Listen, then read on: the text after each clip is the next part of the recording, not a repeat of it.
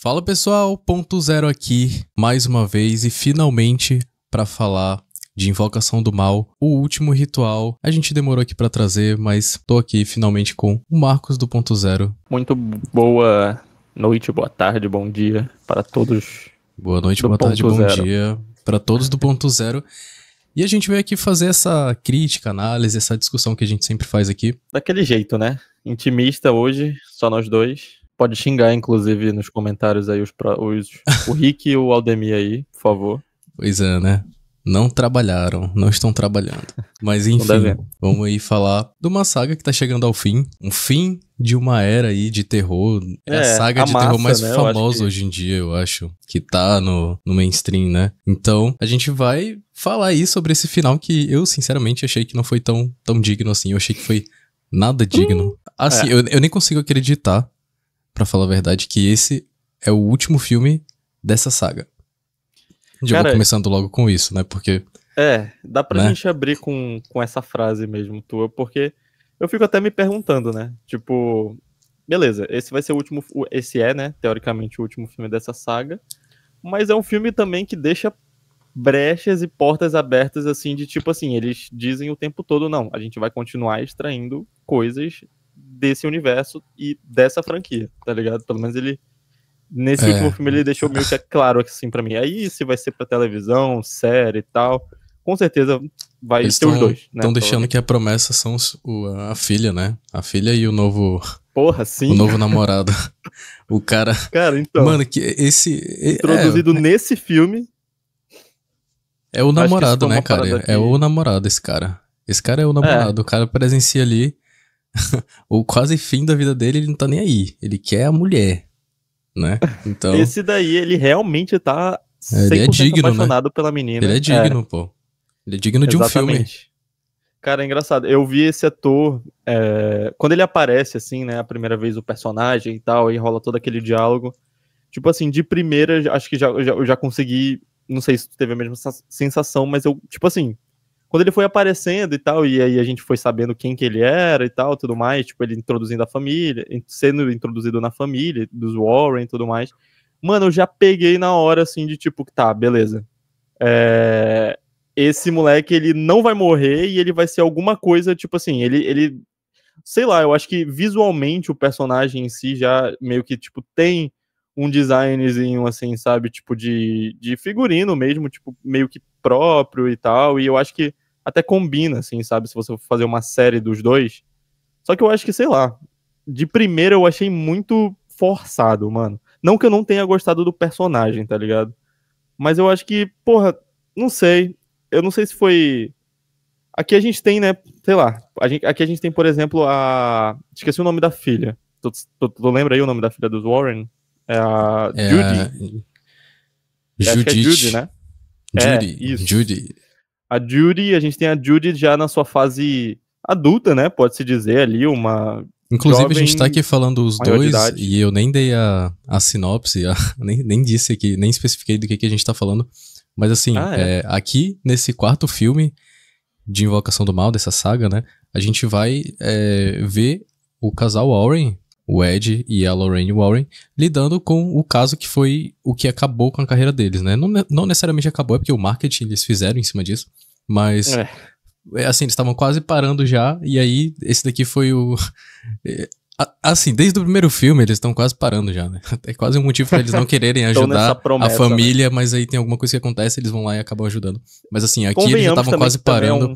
Eu achei legal porque eles abordaram alguns outros motivos de, por exemplo, os tempos estão mudando, as pessoas não estão achando as coisas mais... Não estão mais achando tão fascinante assim, vira até piada, as palestras deles e tal. A gente vê que é como se eles estivessem decaindo muito, entendeu? E eles abordam isso no filme, achei legal. Gente, né? Pois é, mas aqui a gente vê eles no último caso, porque foi um caso em que eles já estavam quase se aposentando. Então, esse foi o estopim pra eles pararem. Só que aqui a filha dele já tá mais velha, ela tá com quase noiva ali de um cara já. E o filme, ele ronda a filha. A filha é o foco do filme. Tá? Basicamente. Então, isso é uma coisa que eu não sei se eu gostei nesse filme. Porque o James Wan, ele é um cara que... Ele se inspira em filmes clássicos, certo? Porque a saga de Invocação do Mal, ela é basicamente uma tradução de filmes clássicos, como Terror em Amityville, O Exorcista, esses filmes mais clássicos. E as referências gerais, né? Ele traduz esses filmes mais clássicos para os tempos atuais, só que ele toma ali como uma essência, ele já falou, né, que ele gosta dessa vibe de terror, casa mal assombrada, misturado com essa tensão da família. E aí, como ele dirige os 2 primeiros filmes, a gente tem isso muito bem, né? A gente tem ali as casas mal assombradas, a gente tem a tensão familiar, a gente tem um certo draminha, a assinatura mesmo do James Gunn, James Wan, né? Nesses 2 primeiros e tal, o 1 e o 2, é muito forte também, né? Pois é, e aqui, quando a gente começa o terceiro filme, é como se essa essência ela tivesse deixado de existir. Mas o Michael Chaves, ele tenta aqui copiar o James Wan de diversas formas, mas ele esquece a essência, né? Então, o terceiro filme, que poderia ter ido pro lado de um tribunal, pra um drama familiar muito maior, ele vai lá e coloca pra um lado total hollywoodiano, enfim. E a gente vai também pra um lado assim no quarto filme, que só que eu acho que fica pior. Eu não gosto do terceiro filme, acho que no quarto filme fica pior. Fica muito hollywoodiano também. Eu achei que fica bem... Vai pro caminho... Nossa! Eu acho que o quarto filme fica mais escancarado, eu diria, assim. Tipo... É uma chamada, né? E tipo, fica escancarado quão a mão do James Wan faz falta. O James Wan, ele entra como produtor aqui, né? Assim eu tava pensando em começar o vídeo com essa frase. Como esse cara faz falta pra essa saga, mas eu sinceramente fico feliz que ele saiu disso. Foi pra coisas melhores. Cara... Entre aspas ainda, né? Porque a gente tem aí... o Aquaman, né? Exato, a última coisa que ele fez foi a porra do Aquaman, que eu não vou nem comentar aqui. Ele também entra como produtor ali do Megan, né? A gente tem 2 filmes, inclusive, né? Se a gente for colocar a categoria... Não sei se o Megan 2.0 conta como horror, mas assim, o 1 pelo menos sim, o 2 eu nem fiz questão de ver. Mas depois de Invocação do Mal ele foi pra Velozes e Furiosos, Aquaman, acho que foram os filmes mais famosos que ele dirigiu depois de Invocação do Mal. Porra, legal, ele realmente, eu acho que o Aquaman 1, inclusive, tem toques ali, sutis de horror em certas cenas, que tipo, lembram bastante ali o que ele faz em Invocação do Mal, enfim, mas eu acho que, cara, aqui, no terceiro filme, a gente já sente, né, a falta que o James Wan faz, tanto que antes do quarto, eu achava o terceiro também um dos mais fracos da franquia, sem contar com os spin-offs, é claro. Os spin-offs, assim, tem uns tenebrosos. E, cara, eu acho que o Michael Chaves, inclusive, ele tá em produções como A Maldição da Chorona, que é outra bomba. Não, ele pegou só as bombas, é só as bombas desse Invocaverso aí. Meu Deus, a Freira... Ele fez tudo dele. E eu não entendo por que colocar esse cara, mano. Tipo, por que trazer ele de volta, sabe? Eles poderiam ter mudado o diretor pro último filme, né? Então, eu acho que seria super justo. Ou então até trazer o James Wan de volta. Óbvio, isso aí devem ter tentado, provavelmente, e tal. A gente não tem como saber, mas enfim. Provavelmente deve ter rolado, né? Mas eu tenho certeza que, tipo assim, seria muito diferente a mão do James Gunn nesse final. Porque eu acho que falta, mano, sei lá, falta substância e essência aqui nesse filme. Eu acho que falta assim, essência total, porque tu assiste... o que eu sinto assistindo o filme, dirigido pelo Michael Chaves, depois dele pegar o trabalho ali do James Wan, né? Eu sinto que ele faz as coisas sem um motivo por trás, às vezes. Parece que, não, eu vou fazer desse jeito aqui porque o cara fazia daquele jeito, mas eu não sei por que ele fazia, mas eu vou aqui fazer. Entendeu? Tipo então, assim, ele só... exatamente, ele pega, ele vê a fórmula e ele tenta replicar, só que assim, e o propósito, assim, por que tá fazendo isso? Exatamente, também sinto isso. Tipo, tem vários momentos ali que a gente vê, ele até brinca com os planos sequências ou outro, da câmera entrando dentro da casa e acompanhando o lance da família ali, da família Tem algumas coisas Smurl, que eu né? Sinceramente nem entendo. Tem um momento em que a câmera ela passa por cima da casa, vai lá em cima e ela entra por outro cômodo. Esse foi um dos únicos takes e frames, assim, frames não, mas tipo takes desse filme que eu achei minimamente interessante, porque foi o único que me marcou, mano. Exatamente esse take que tu falou. Que é que a câmera sai, mas eu ainda sinto que é uma cópia uma volta, né? Do James Wan. Sim, total. Mas foi a única que me marcou, pra tu ver, tá ligado? Tipo, é uma parada que não é original, mas assim, eu gostei disso só. Tipo, mas assim, fica muito só isso e olhe lá, tá ligado? É porque o filme é cheio dessas, né? Esse daí ele foi mais diferente, mas o filme é cheio dessas. E aqui a gente começa... O lance da antecipação também, de tipo, você não entregar logo o jumpscare de cara, ele faz isso. Só que, cara, eu acho que o que acontece aqui, talvez, que seja um dos grandes problemas desse filme, a gente tem uma franquia, né, que começa ali, como tu falou, James Wan no primeiro Invocação do Mal 1, Invocação do Mal 2, depois ele entra ali como esse head operacional, cabeça ali da franquia e tal, dos spin-offs como produtor. A gente não sabe exatamente, assim, ainda é a mão da Warner ali, mas assim, tipo, ele só assina, né, como produtor, uma ideia ou outra ali e tudo mais. E aí a gente vem com o Michael Chaves no 3 e no 4, mano.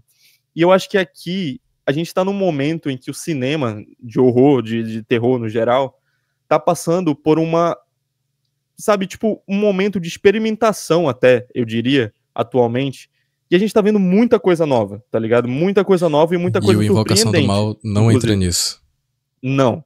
E tipo assim, principalmente nesse problema. Ano que a gente tem filmes que são, sabe, infinitamente mais interessantes no mesmo gênero de horror. O Invocação do Mal, ele tipo assim, parece que cara, o que eu vou falar aqui pode ser um pouco forte, mas ele, assim, vale o debate aí e tal. Mas, tipo, é como se ele estivesse trazendo uma fórmula de terror que já tá batida. Mas não é que exatamente total. Já tá batida, tá ligado? Só que é porque, tipo, a gente tem um diretor que não tem um mínimo de essência. Se fosse pelo menos a mão do James Wan... Eu vou parar de ficar falando só, tipo, do James Wan, mas é porque realmente é uma parada que conta aqui, tá, galera? Mas eu realmente acho, assim, eu acho que tá batido mesmo. Porque mas eu acho que é muito sobre a direção.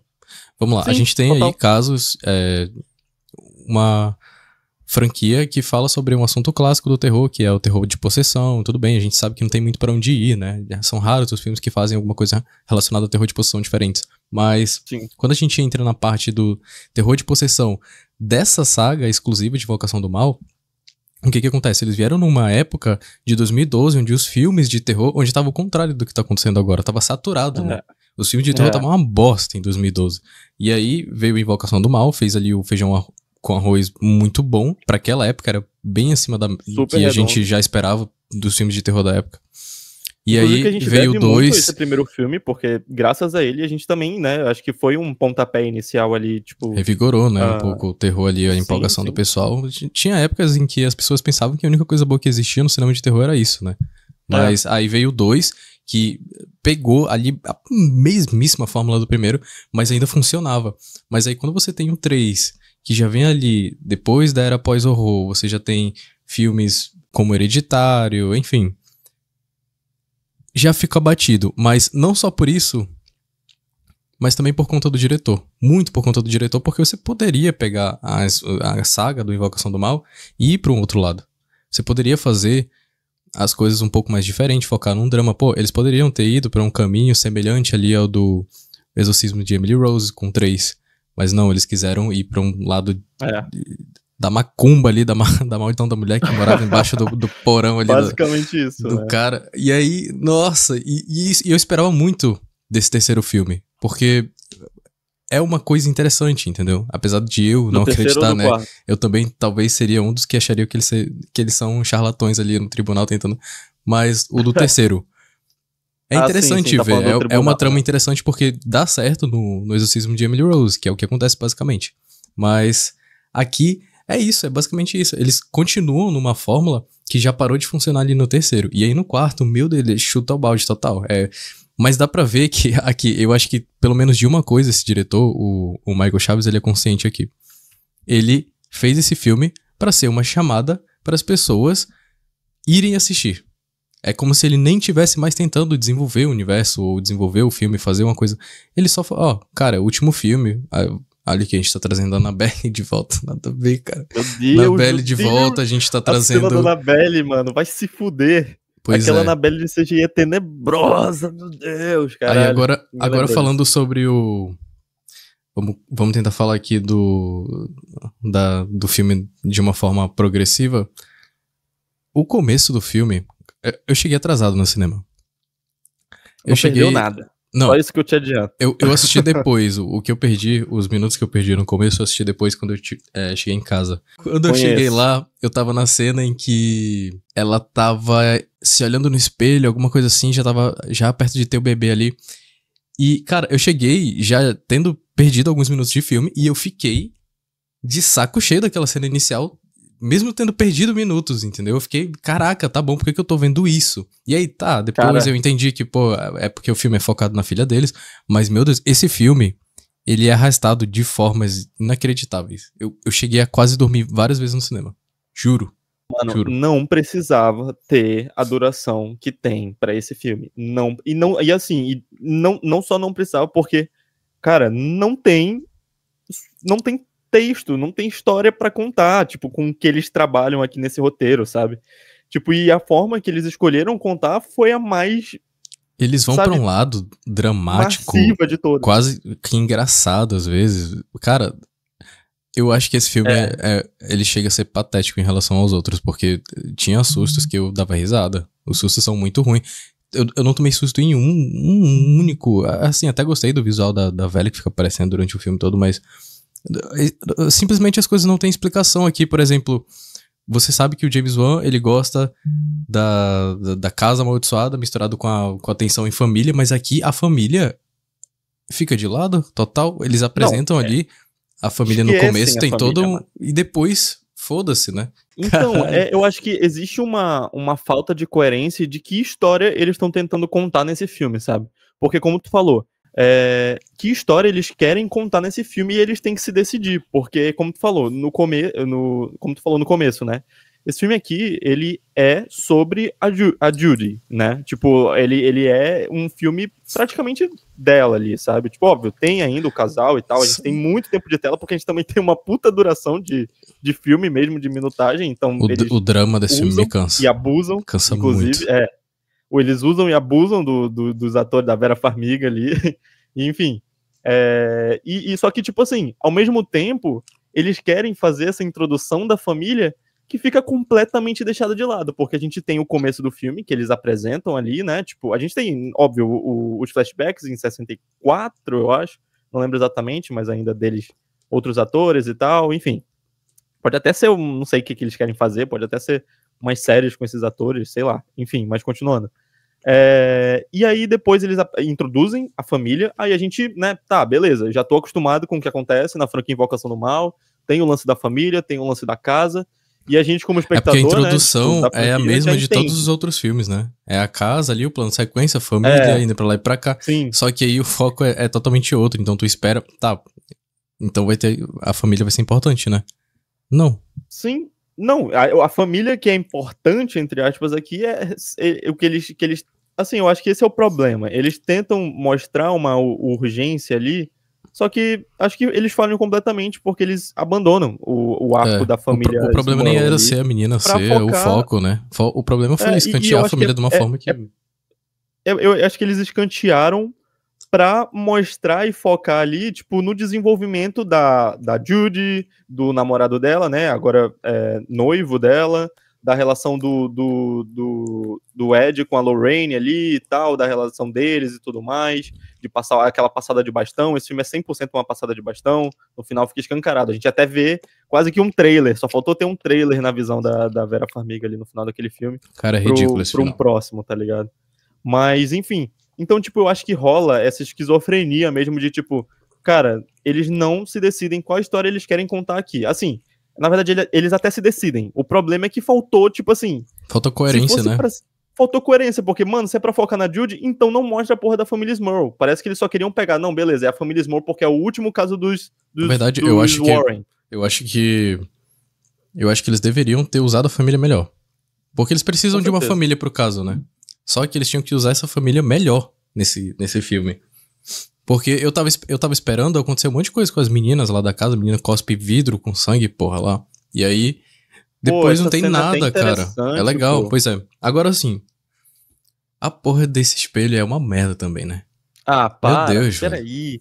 É a pior... Assim, é o pior elemento fantasmagórico da saga inteira, cara. Vai se fuder esse espelho. Eles poderiam ter escolhido qualquer qualquer objeto pra contar a história. Assim, eu não sou fã dos Warren, não entendo qual que eles já tiveram de caso e tal, tipo, acho que porque eu tô falando aqui também sem saber o caso real, né? Vai ver um espelho, mas, de fato. Assim, a gente também sabe, exato, mas a gente também sabe que é tudo fantasia, galera. Tipo assim, fantasia no sentido de 90% do que eles contam aqui é aumentado e, tipo, baseado em 10% dos casos dos Warren ali, tá? Tipo, ninguém aqui é inocente. Não, claro, então, tipo, tenham isso em mente, sabe? Se a gente tem no primeiro e no segundo, talvez um pouco mais, beleza, mas de resto, aqui, inclusive, é 100% beira a fantasia real, principalmente ali naquele final. É até tão coincidência assim que os filmes de Invocação do Mal, apesar de serem baseados em fatos, serem tão hollywoodianos e serem tão clichês às vezes, tipo, caralho, até na vida real acontece todas essas coisas que eu vejo em todo filme de terror, caralho. Entendo. Cara, e assim, porra, eu acho que as escolhas também, eu acho que tudo são as escolhas que eles tomam aqui. Eu tô com dificuldade pra falar hollywoodiano, cara. Hollywood, caralho, agora até eu. É difícil, né, mano? Deus, caralho, hollywoodianos, porra. É porque a gente tá tentando falar o mais difícil, que é com o A. Aí eu tenho que falar só hollywoodianos, enfim. Mas continuando. Tipo assim, eu acho que as escolhas que eles tomaram, as escolhas criativas mesmo, sabe? Tem coisas que são básicas, mano. E assim, eu já vou até falar um pouco do que eu acho, tipo, da decisão criativa ali do final, do espelho mesmo, sabe? De tipo assim, cara, é sério que a solução mais criativa que eles tiveram para aquele espelho naquele final foi simplesmente a família sair na mão. Não, e a família sair na mão com a porra do espelho. O espelho literalmente pega o noivo lá, da menina, da Judy, pelo pescoço, basicamente, tá ligado? E fica, tipo, meio que arrastando ele. O espelho, não é a entidade, não é, tipo, o espírito ali espelho que contra sai. 4, não, né, mano? É literalmente o espelho, levanta, fica rodando e vai na direção deles, sabe? Tipo, essa é a solução criativa que eles usaram. E ali ele para, o CGI aí fica girando pra caralho, assim, girando.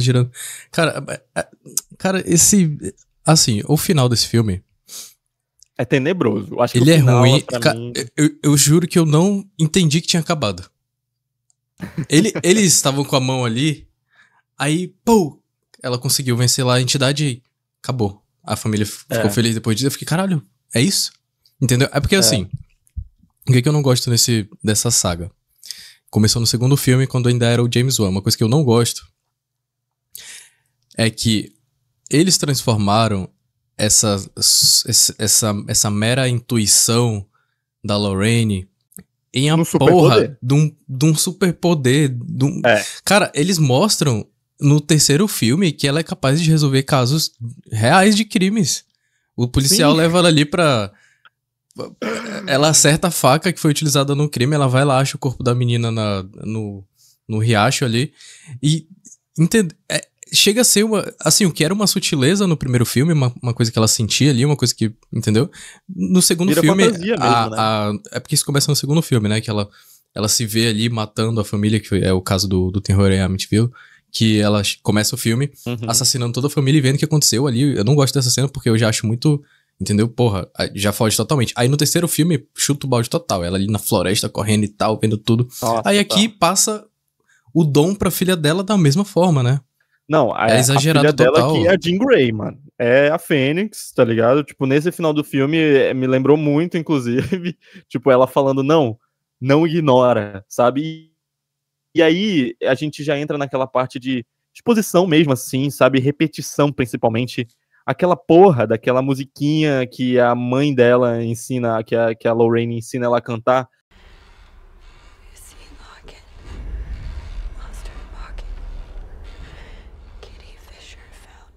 Cara, beleza.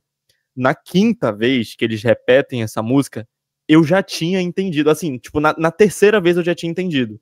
E eu acho que, sem brincadeira nenhuma, eu acho que eles repetem pra, tipo, lembrar o espectador, né? Tipo, preparar a preparação ali pra punchline ali, tipo, do porquê dessa musiquinha e tudo mais. Que é aquele final, né? Tipo, dela não ignorar e tal, dela cantar a musiquinha pra, tipo, espantar os fantasmas e tudo mais. Só que, cara, eles repetem isso muitas vezes, assim, tipo, desnecessariamente, mano. Desnecessariamente. E, tipo, é aquela coisa que cansa mesmo o espectador. A gente já tem um filme ali de 2 horas e cacetada, que não tem substância, sabe? Tipo, não traz nada de novo.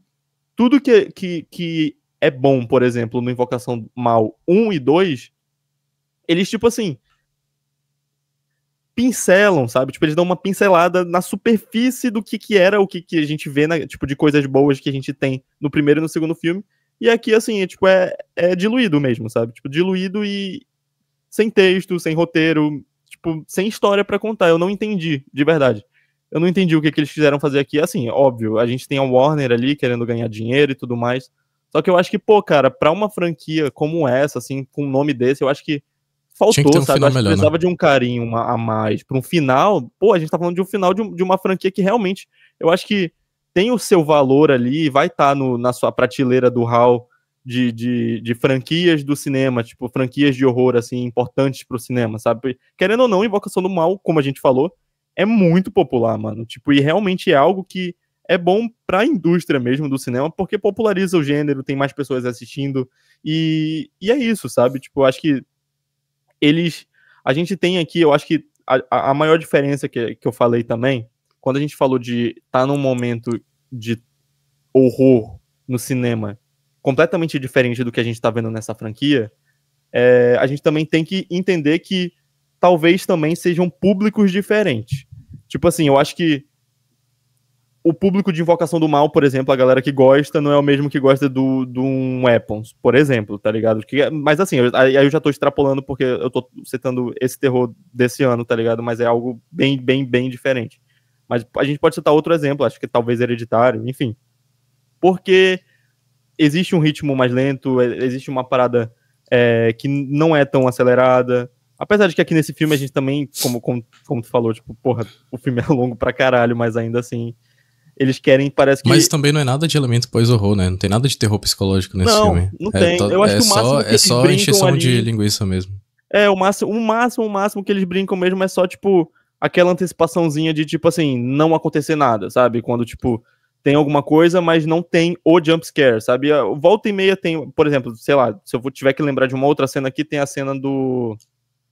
que eles estão... que acho que a menina, a mãe da família tá no porão, tipo, na lavanderia, sei lá, barra porão, e aí tem uma cena, é uma cena muito parecida, inclusive, com a do Hereditário, quando a mulher apaga a luz e vê a velha lá. Tipo tá, isso, eu lembrei também.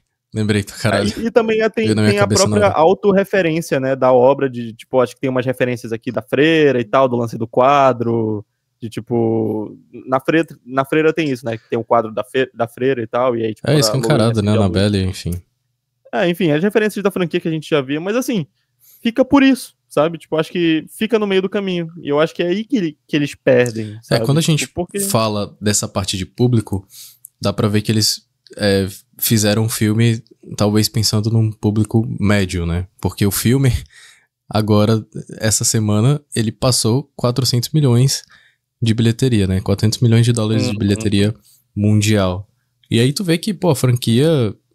Mesmo sendo esse filme ainda, ruim, números ainda faz muito sucesso, né? Mas aí exato. É aí que bate aquela tristeza, porque, porra, se fosse um filme top, assim, pelo menos melhor que o terceiro, não precisava ser melhor ou no mesmo nível do primeiro e do segundo, mas, pô, melhor que o terceiro. Eu tava esperando que pelo menos melhor que o terceiro, porque o terceiro era o mais baixo, assim, pra mim, que eu ficava, tá, tudo bem o terceiro ser mais ou menos, querendo ou não, são 3 filmes, né? É difícil acertar nos 3. Mas aí, pô, tomara que o quarto... Mas aí também não, né? Pra mim o quarto ainda conseguiu ser pior que o terceiro. Deixa um gostinho ruim na boca, assim, né? Tipo, meio que pra final de franquia, nossa, começou bastante. Tão bem, sabe? Tipo, pô, começou bem, aí se perdeu no 3, só que, pô, beleza, a gente tem que lance de... Terceiro filme, às vezes, realmente não é muito bom, vamos pro quarto ali, só que é isso, trouxeram o mesmo diretor, um diretor que realmente não tem uma assinatura própria. Na Maldição da Chorona também é a mesma coisa. Tipo, tenta repetir um pouco da fórmula do James Wan, mas não tem, acho que falta autoria mesmo, sabe? Tipo, falta criatividade, falta autoria. E eu acho que nesse filme fica muito nítido isso. Mas eu acho que assim, tem exatamente isso que tu falou. Eu acho que existe um medo mesmo própria produtora de que essa galera ouse e talvez o filme não seja tão bem recebido pro público, sabe? Porque, como tu falou, beleza, a gente tá citando vários erros aqui desse filme, mas que ele tá aí, tá fazendo bilheteria. Se vai ser bem falado depois ou não, é outra história. Mas ainda tem o seu público, né? Tipo, eu particularmente tenho uma visão... E é um público que eles vão querer trazer, que eles não vão abandonar. Então é por isso que eu acho que, mano, será se é realmente o último da franquia? Eu acho que não, mano. Eu tenho certeza que não. Não, vai ter mais filme. Talvez tenha alguma série, não sei. Alguma coisa vai ter. Assim, falaram que vai ter série, se eu não me engano, tem notícia já que vai ter série. Eu lembro de ter lido alguma coisa assim também, não lembro. Assim, a visão que eu tenho, particularmente, tá? A visão que eu tenho de Invocação do Mal, como um entusiasta de terror, eu não vejo essa franquia como uma grande coisa, tá? Pra mim, nunca foi... claro que na época que lançou, porra, eu era criança, é outra parada, mas eu tô falando hoje em dia, entendendo os filmes de terror na história do cinema, eu não vejo Invocação do Mal como uma grande obra, ainda que tenha sua importância, sua popularidade no cinema contemporâneo, eu não consigo ver eles como um grande, bom filme, porque, como eu falei, são traduções de filmes clássicos. Tudo que a gente vê em Invocação do Mal, que as pessoas pensam que, pô, começou ali, não começou ali, entendeu? Então, eu acho que talvez essa seja a questão com os filmes que vieram depois, porque no primeiro filme você já aproveita muita coisa dos filmes clássicos, entendeu?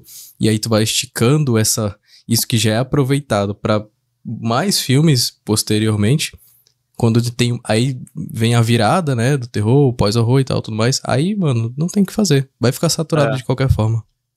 E assim, a gente teve outros clones ali de Invocação do Mal depois, que eu acho que talvez o mérito do Invocação do Mal seja trazer essas referências de outros cineastas do gênero do terror mesmo. E eu acho que tá aí, eu acho que é mérito total do James Wan de trazer isso pro Invocação do Mal 1 e 2. E tipo assim, foi replicado, tentaram replicar também depois, e eu não tô nem falando da franquia Invocação do Mal, nem do Invocaverso, tá? Tô falando de outros filmes mesmo, que tentam fazer e usar a mesma fórmula que a gente tem pós Invocação do Mal, né? Eu acho que se existe um mérito pra franquia, talvez tenha sido esse efeito mesmo, de tipo, porra, viram que Invocação do Mal deu certo, viram aquela estrutura que foi montada, tipo, no primeiro e no segundo filme, deu certo, foi bem recebida, e tentaram replicar também, mas aí já entra outra parte do cinema mesmo, que, como tu falou, entra o pós-horror e tudo mais, a gente tem o lance mesmo de virada, né? Ponto de virada ali. Eu acho que esse filme aqui, sei lá, eu sinto que ele... Mano, talvez se fosse em outra época, ainda assim esse filme seria ruim, tá ligado? Porque eu acho que ele não é nem bem montado, não é um filme redondo, sabe? Se ele fosse um filme redondo... Ele ainda seria ruim porque ele é o mesmo filme, é a quarta vez que é o mesmo filme, pô. Aí não tem como, então... E assim, a gente tem o lance como tu falou, tipo, o lance dos poderes, entre aspas, da Lorraine, né? Eu acho que aqui eu acho que do 3 em diante, um pouco mais pro 2, né? Mas, tipo, do 3 em diante já é eles assumindo um pouco da galhofa. Tipo, da galhofa de, mano, isso daqui é baseado em relatos, mas ainda assim a gente tem liberdade criativa e a gente vai fazer o que a gente quiser, porque é ficção e é uma fantasia, basicamente. Então, tipo, fantasia assim, né? Tipo, não necessariamente é uma fantasia, mas, porra, eles trazem uns elementos aqui, principalmente nesse filme, que beira a fantasia, mano. Mas, só que, tipo assim, eu acho que tudo bem ser galhofa, tá ligado? Tudo bem eles mudarem, aumentarem, tipo, certas coisas. E coisas, como tu falou, tipo, nuances, assim, coisas que eram detalhes da mediunidade da Lorraine, que já vão... Eles trazem, tipo, de uma forma que, cara, sei lá, eu acho que se fosse bem resolvida visualmente, pelo menos, sabe? Tipo, criativamente falando, eu não falaria tanto, mas eu acho que o problema é que falta até isso, sabe? Tipo, a gente, por exemplo, o Zack Snyder, tipo, já entrando em outra parada, mas o Zack Snyder é um diretor que, na minha opinião, porra, eu não gosto da escrita do Zack Snyder, tipo, não acho que ele é um bom roteirista mesmo, escritor, assim. Sim. Mas o cara, ele tem uma noção visual e estética absurda, assim, sabe? Tipo, de noção de fotografia, noção de composição, de arte mesmo, como um todo, que é absurda. E tipo assim, se aqui nesse filme, o que eu quero dizer com isso? Se aqui nesse filme pelo menos tivesse uma noção estética e eles trouxessem uma parada visualmente interessante ou nova, eu acho que pelo menos dava pra enganar a gente, assim, um pouco, sabe? De, tipo, pelo menos tem isso, sabe? Pelo menos a gente ia estar falando mal do filme ainda, iria, mas pelo menos a gente ia ter alguma coisa pra pontuar, só que aqui não, sabe? Tipo, acho que falta isso, e é foda. É foda. A gente é cheio de dramas esticados, cheio de cenas. As cenas das famílias poderiam ser muito mais curtas também. Nossa, enfim. A gente tá chegando no final da nossa análise aqui. Não. E eu só queria fazer um comentário que eu estou feliz que esse tenha sido o último filme, né? Pelo menos isso. Assim, eu acho que terminou no momento certo, né? No terceiro já deu pra ver que, porra, já tava decaindo. No quarto, a partir do quarto, mano, aí já pode ter certeza que seria só bomba.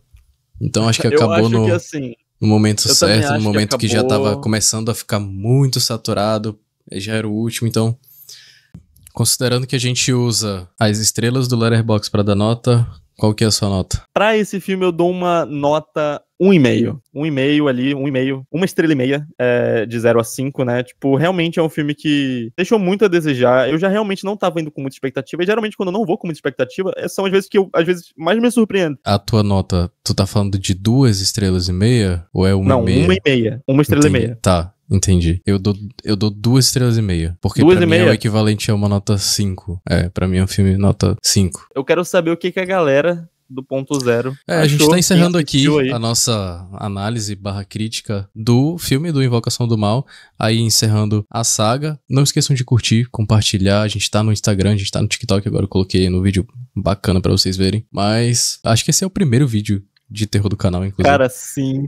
Exatamente. Mas a gente pretende trazer outros vídeos aí, a gente vai fazer melhores filmes de terror do ano. A gente tem muito pra falar sobre os filmes de terror desse ano, que esse ano foi bom pra filme de terror, né? Bom, é isso aí, a gente vai deixando vocês por aqui e até a próxima. Muito obrigado, falou!